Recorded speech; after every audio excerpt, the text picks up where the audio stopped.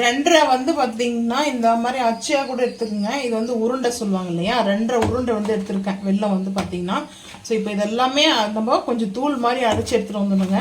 நம்ம வந்து பார்த்தீங்கன்னா மிக்சியில் கூட போட்டு அரைச்சி எடுத்துக்கலாம். நீங்கள் எப்படி வேணா இது வந்து பார்த்தீங்கன்னா தூள் பண்ணி எடுத்துகிட்டு வந்துடுங்க. தூள் பண்ணி எடுத்துகிட்டு வந்து சேர்த்துக்கிறது பார்க்கலாம் வாங்க.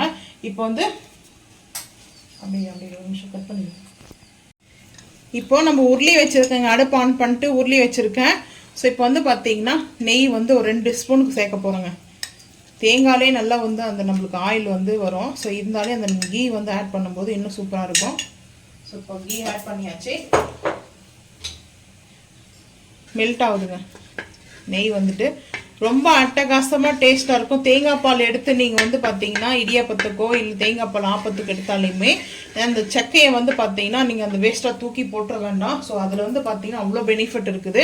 ஸோ இதுதான் ட்ரை கோகனட் பவுடராகவும் சேல் பண்ணுறாங்க. அது ட்ரை கோகனட் வந்து நான் ஆல்ரெடி செஞ்சு வச்சுருக்கேங்க.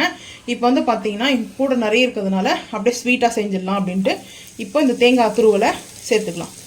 நம்ம அரைச்சி பால் எடுத்தோம் இல்லையா, இந்த துருவலை சேர்த்துக்கலாம் வாங்க.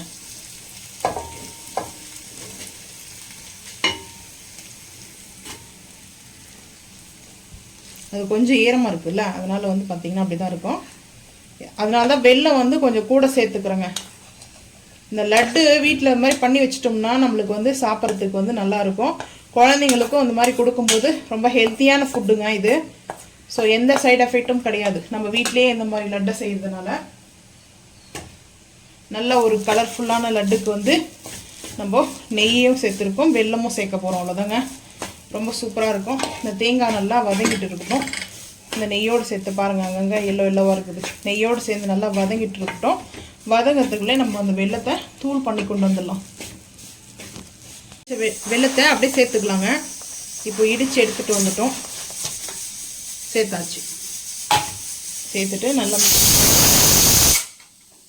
மிக்ஸ் பண்ணிக்கலாம். இப்போ அடுப்பு ஹை ஃப்ளேம் பண்ணிவிட்டு ஸோ இப்போது நல்லா தேங்காய் வந்து பார்த்திங்கன்னா கீயில் நல்லா வந்து பார்த்தீங்கன்னா சாட்டேஜ் பண்ணிட்டுங்க.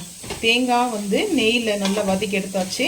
இப்போ நம்ம வெல்லத்தை சேர்த்த உடனே கொஞ்சம் மெல்ட் ஆக ஆரம்பிக்குங்க. நல்லா மெல்ட் ஆகணும். மெல்ட் ஆனதுக்கப்புறம் நம்மளுக்கு வந்து பால்ஸ் மாதிரி லட்டு சேர்த்து கரெக்டாக வரும்.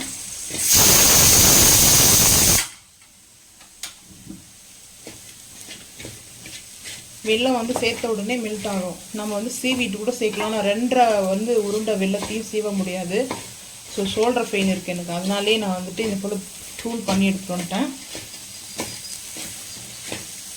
பாருங்கள், இப்போ அப்படியே வந்து மிக்ஸ் ஆகிட்டு இதே புட்டு செய்வாங்க இல்லையா, அந்த மாதிரி இருக்குது இப்போ பார்க்குறதுக்கு. ரைஸ் பவுடரில் புட்டு செய்வாங்க பாருங்கள், பச்சரிசி மாவு புட்டு, அந்த மாதிரி இருக்குது. இப்போது நல்லா இது மெல்ட் ஆகணும். மெல்ட் ஆகிட்டும், பார்த்துக்கலாம்.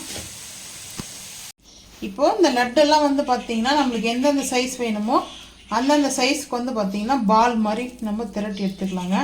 நான் இப்படி தான் வந்து பார்த்திங்கன்னா திரட்டி எடுத்துக்கிறேன் பால் மாதிரி.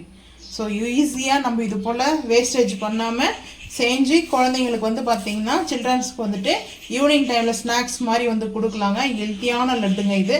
ஸோ நீங்களும் இதே போல் வந்து செஞ்சு பார்த்துட்டு மறக்காமல் வந்து கமெண்ட் பண்ணுங்கள். இந்த வீடியோ பிடிச்சா லைக் பண்ணுங்கள், ஷேர் பண்ணுங்கள், சப்ஸ்கிரைப் பண்ணுங்கள், பெல் ஐக்கன் வந்து கிளிக் பண்ணுங்கள், மறக்காமல் சேனல் வந்து ஃபாலோ பண்ணுங்கள். அப்போ தான் நம்ம போகிற வீடியோ நோட்டிஃபிகேஷன் வரும். பாய்.